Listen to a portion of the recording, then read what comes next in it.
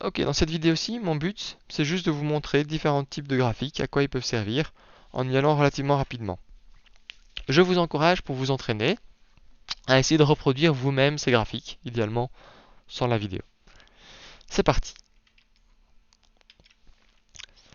Donc, premièrement, 2014 ici, comme c'est juste une année, je pourrais en faire un graphique en secteur. Qu'est-ce que je peux faire? Je vais sélectionner ces données-là, insérer, graphique recommandé, et là il nous le propose directement. Sinon, j'aurais pu aussi, sachant que j'avais une idée précise en tête, aller ici dans les petites options, et là on a le symbole du secteur. Je peux le faire en 2D ou en 3D. Qu'est-ce que ça change? 3D ça claque un peu plus, mais il y a de la perspective, c'est pas toujours évident à lire. Ça c'est un peu à vous de voir. Allez, moi j'ai envie de faire de la 3D.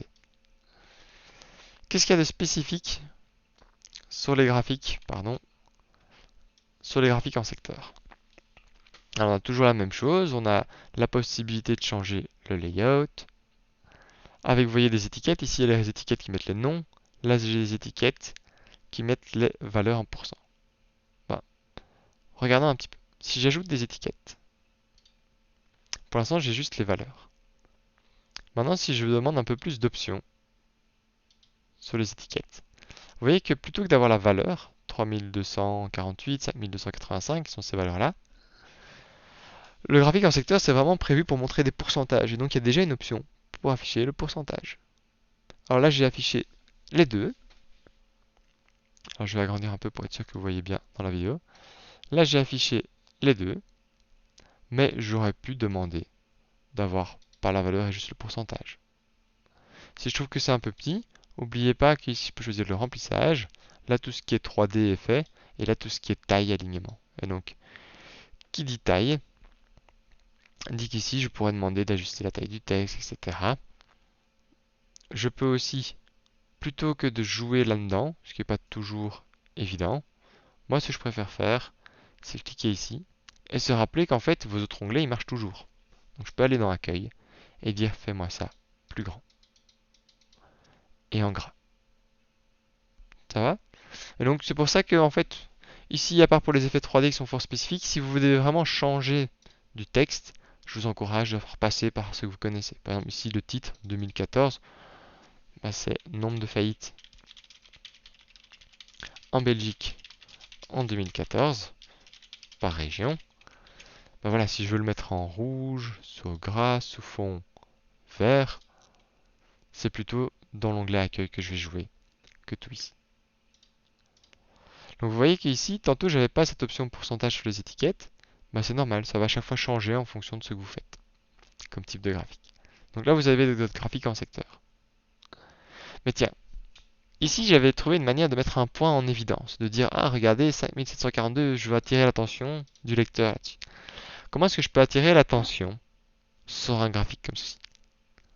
Je vais vous montrer quelque chose d'assez sympa. Si vous cliquez dessus, là j'ai sélectionné toutes les données, comme quand ici j'avais sélectionné toute la série. Si je veux sélectionner un point de la série, je reclique dessus. Pareil, si je sélectionne tout le camembert, là je reclique et j'ai que la partie rouge. Et cette partie rouge, je peux choisir de la tirer vers l'extérieur. Voilà une manière. Alors si j'ai envie, je peux tout éclater, hein, ou tout ramener, ou changer un peu tout. Hop. Donc voilà, je clique une fois, ça sélectionne tout. Alors là, si j'étire, ça étire mes différentes parties. Si je reclique sur l'un ou l'autre, etc., etc. Voilà, ça c'est le graphique en secteur. Après le graphique en secteur, en cours on avait déjà vu, on va revoir un peu les histogrammes. Si je prends l'espérance de vie, je vais insérer un graphique. Alors je pourrais faire ici graphique courbe. Je peux faire le graphique histogramme ou l'histogramme empilé. Si j'aime pas, je peux aller vraiment dans tous les graphiques et choisir vraiment l'histogramme qui me convient le mieux. Comme on a déjà fait pas mal d'histogrammes, je ne vais pas repasser trop de temps dessus. Voilà, on va juste faire celui-ci par exemple. Où vous voyez que l'espérance de vie augmente, que ce soit pour les hommes les hommes et les femmes, et que, comme c'est bien connu, l'espérance de vie des femmes est plus élevée que celui des hommes d'environ 6 ans. Voilà, voilà. Ça, c'est l'histogramme en groupe. Maintenant, l'histogramme cumulé. Ici, c'est des chiffres que j'ai inventés. C'est mon nombre d'étudiants dans 3 années académiques en première année, deuxième année et troisième année. Je vais sélectionner ceci. Insertion, graphique recommandé. Et plutôt que de faire un histogramme, je pourrais faire des histogrammes empilés. Et là, vous voyez que Excel va me proposer deux graphiques intitulés histogramme empilé, mais différents. Quelle est la différence? Dans le premier, regardez, mes catégories, c'est première, deuxième, troisième, et mes séries, c'est les années académiques. Et dans le deuxième, c'est mes années académiques, et mes séries sont première, deuxième, troisième. Ça présente des choses différentes. Donc l'histogramme empilé, ici, on voit que mon nombre d'étudiants en 2013-2014 est le même qu'en 2014-2015, puisque c'est empilé, et que tout d'un coup, j'ai 100 étudiants en plus en 2015-2016. Et que cette augmentation vient principalement de première et deuxième, et de troisième, en fait, elle est un peu partout, cette augmentation. L'autre graphique, en fait, c'est quand on invertit ligne et colonne. Hop. Là, qu'est-ce qu'on peut voir? On peut voir qu'il y a plus de premières en 2015-2016 qu'en 2014-2015 qu'en 2013-2014. Donc c'est une autre manière de voir les choses. Maintenant ici, ce qui semble le plus intelligent, c'est ceci. Ce qui nous montre le plus de choses à voir. J'avance, hein, c'est juste pour vous montrer un peu les graphiques qu'on peut faire. Et chaque fois, je précise, je ne les termine pas. Ici, il faut rajouter un titre du graphique. Il faut rajouter des titres sur les axes. Et il faut voir si vous souhaitez rajouter d'autres choses, comme des étiquettes par exemple. Voilà, voilà. La combinaison. Imaginons ici qu'on ait un département qui ait des recettes, donc des sous qu'on gagne, des dépenses, et qu'on ait un bilan. On va mettre ça en euros, tant qu'à faire. Et j'aime pas trop toutes ces virgules, donc on va en enlever une. Voilà. Je vais sélectionner tout ceci, insertion, graphique recommandé. Et là, on voit, voilà, il me propose différentes choses. Moi, j'ai pas ce que je veux ici pour l'instant.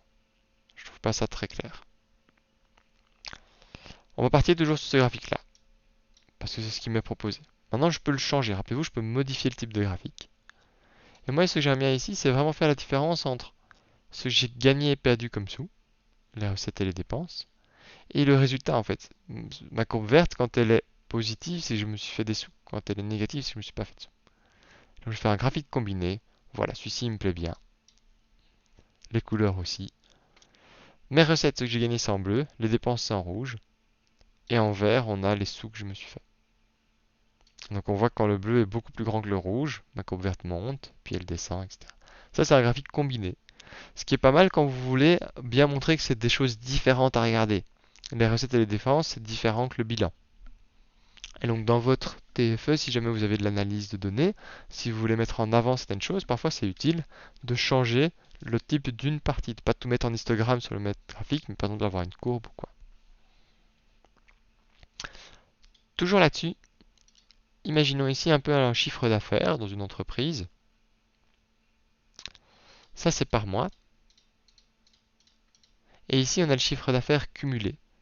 C'est-à-dire que la colonne ici, c'est la précédente plus février. Et ainsi de suite. Vous voyez que cette formule a été tirée comme ceci. Donc ça veut dire quoi? Ça veut dire qu'en février, vous avez perdu environ moins 4000 euros. Pas de bol. En février, puis vous perdez 1200 euros. Et donc au total, en février, vous avez déjà perdu moins 5000 euros depuis le début de votre entreprise. Mais en mars, ça commence à marcher et vous faites 600 euros. Et donc au total, vous avez perdu 4400 euros. Et puis avril, c'est la fête, il y a plein de gens qui viennent, vous gagnez 13 600 euros. Et donc voilà, votre entreprise, alors qu'elle était en dette depuis plusieurs mois, en avril, ça va beaucoup mieux. Et ainsi de suite. Donc c'est ce qu'on appelle une courbe cumulée. Vous verrez ça aussi en stats. Je vais prendre ceci et faire un graphique. Et c'est là que je dis que c'est très important d'avoir une idée d'à quoi ça doit ressembler. Si je fais mon graphique avec des courbes, la courbe rouge, c'est le CA cumulé. Et vous voyez qu'elle va de moins 3000 à 77 000. La courbe bleue, elle va de moins 3000 à 17 000. Et donc, allez voir les différences ici, allez lire des points. Là, je ne sais pas si je suis à 10 000 ou 15 000 ou c'est pas très précis. Comment est-ce que je peux faire pour rendre ça plus précis? Eh bien, on va repartir sur le type de graphique. Et on va changer ça en graphique combiné. Alors ici, en fait, je peux garder deux courbes. Il n'y a pas de souci, je vais garder des courbes dans les deux. Par contre, ce que j'ai demandé, c'est d'avoir un axe secondaire. C'est-à-dire que j'aimerais bien lire mon bleu sur l'axe à gauche et mon rouge sur l'axe à droite. Et donc j'ai demandé que pour le C accumulé, j'ai un nouvel axe qui va apparaître ici. Pouf. Et voilà. Vous voyez, maintenant c'est beaucoup plus lisible. Il faut juste faire attention de prévenir le lecteur quoi lire où. Par exemple, je pourrais aller cliquer ici sur mon axe, faire clic droit, police, ou alors aller dans accueil indirectement, et se dire, bah tiens, pour que ce soit bien clair, je vais le mettre sous un fond bleu. Et de l'autre côté, pour que ce soit bien clair, je vais le mettre sous un fond rouge. Pour faire comprendre que le rouge, ça doit se lire à droite, et le bleu, ça doit se lire à gauche. Ou vous l'écrivez dans la légende, ou vous, plutôt que mettre un fond, vous l'écrivez en rouge, ou vous mettez des flèches, ou comme vous voulez. Comment mettre une flèche? Vous voulez ajouter une flèche, vous voulez donc insérer. Insérer quoi? Une forme. Et là, vous avez plein de formes, dont la flèche. Donc je pourrais aller dessiner une flèche comme ceci, par exemple. Et là, pareil, quand je clique sur rien, j'ai mes onglets habituels. Quand je clique sur la flèche, j'ai un format de la forme, où je peux choisir, par exemple, sa couleur. Voilà. Donc ça, c'est l'utilité. Quand vous avez des données qui doivent aller sur le même graphique, parce que vous avez envie, mais qui n'ont pas du tout la même échelle. Imaginons que vous faites une mesure en millivolts et qu'en même temps, vous voulez afficher un courant qui va être en ampères. J'invente complètement les données, mais en tout cas, ampères versus millivolts, on va être un ordre de 1000 fois au-dessus. Bah, si vous voulez garder une précision, ce serait mieux, surtout que ce n'est pas les mêmes unités en plus, millivolts ampères, d'avoir deux axes, un pour les ampères, un pour les millivolts. Ok, continuons. Alors, un graphique qui est fun, qui commence à venir de plus en plus à la mode, donc j'ai envie de vous le présenter. Si je choisis mes données, je fais une insertion. Là, j'ai mes graphiques recommandés. Voilà, plein de graphiques. Moi, j'ai envie de vous montrer le graphique radar. Alors, le graphique radar, il est ici. C'est jamais dans les graphiques recommandés. En tout cas, moi, j'ai jamais réussi à le faire apparaître. Maintenant, qui sait? Mais donc, dans tous les graphiques, c'est pour juste vous montrer qu'il y en a d'autres, que je vous encourage de temps en temps à regarder pour voir s'ils vous conviendraient pas. Là, par exemple, c'est le radar. Le radar, c'est quoi? C'est un graphique où il y a comme ça des cercles concentriques, plus ou moins des cercles, où on a une valeur. Tout au centre, on est à moins 15. Et puis plus on avance, on va être à moins 10, moins 5, 0. Et donc le plus extérieur, on est à 35. Et donc par exemple, on voit qu'ici en août, en 2014, donc en août en 2014, on était à 35 degrés. Encore une fois, ici, vous avez accès à plusieurs styles qui peuvent rendre ça un peu plus joli, un peu plus lisible selon vos envies. Voilà. Vous pouvez toujours le changer aussi à la main. Par exemple, ici, si je choisis mes données, je vais faire un petit clic droit et j'aimerais bien avoir des marques.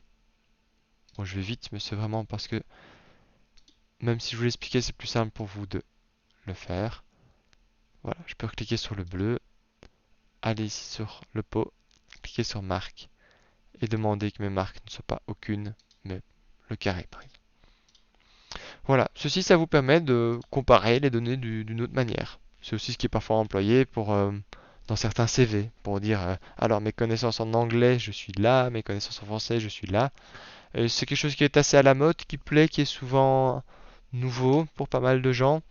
Et donc voilà, si ça vous amuse et que vous voyez des idées comme ça, que je vous l'ai dit, hein, je pourrais avoir mon niveau en français où je serai à 5, mon niveau en anglais où je serai à 4, et d'avoir plusieurs niveaux comme ça, 1, 2, 3, 4, 5, et de vous montrer un peu vos forces et faiblesses. Par exemple, compétences techniques, compétences bureautiques, etc. Juste des idées. Donc ça, c'est le graphique radar.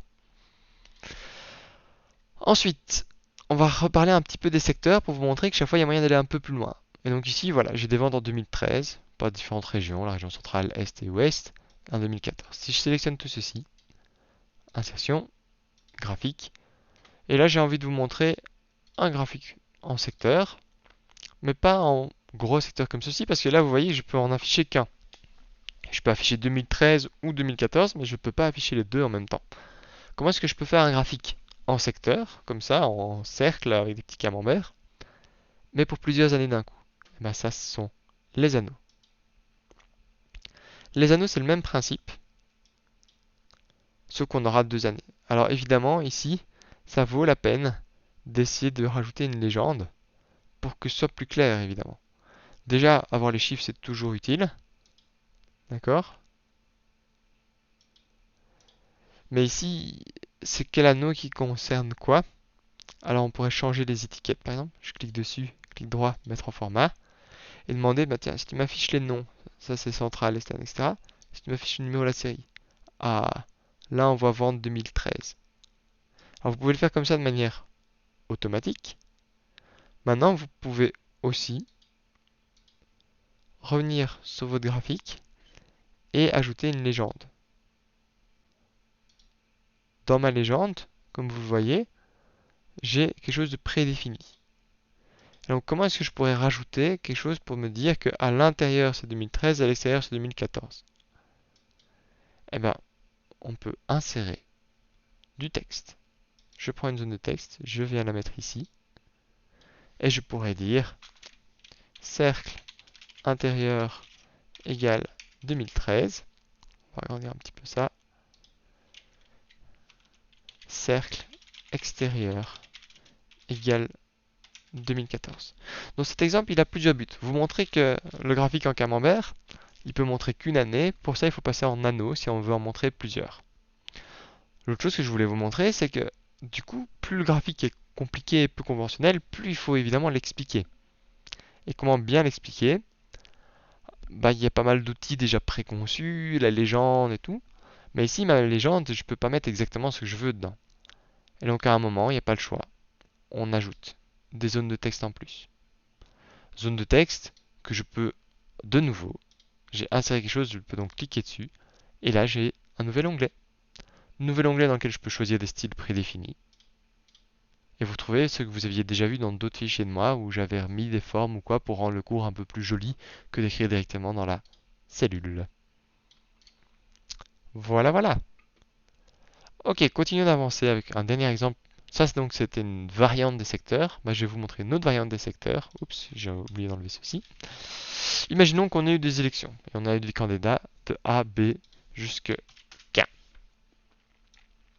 Si je fais un graphique en secteur avec ça, c'est bien mignon, mais j'aurais beau le mettre très grand. On sait rien lire.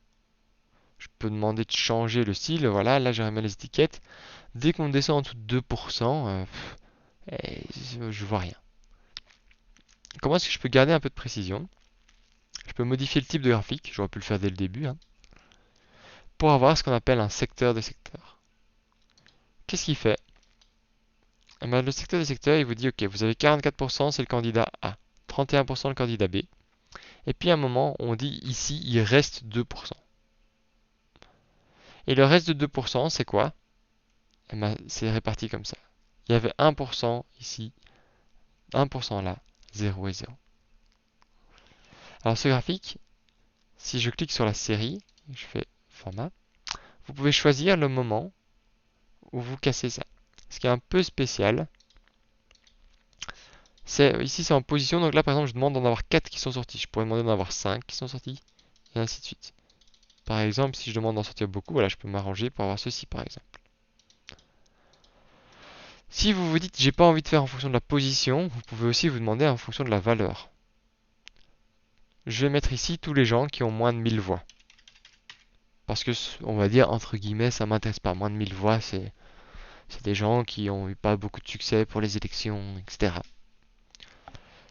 1000 voix, c'est peut-être un peu objectif, donc je peux aussi passer en pourcentage. Je vais mettre tous les gens qui sont en dessous de 5%, etc., etc., etc. Et donc là, en fait, c'est vraiment un zoom à la loupe sur les 10% qui restent ici. Voilà, voilà. Ça, c'était le secteur de secteur. Donc ici, vous avez deux manières de rendre des graphiques en camembert, en secteur, plus jolis. Soit quand vous avez trop de secteurs différents, pardon, soit quand vous avez besoin de deux camemberts, vous employez des anneaux. Et on se revoit donc pour la prochaine vidéo qui va parler vraiment de ce qui est le plus important pour vous, les fonctions.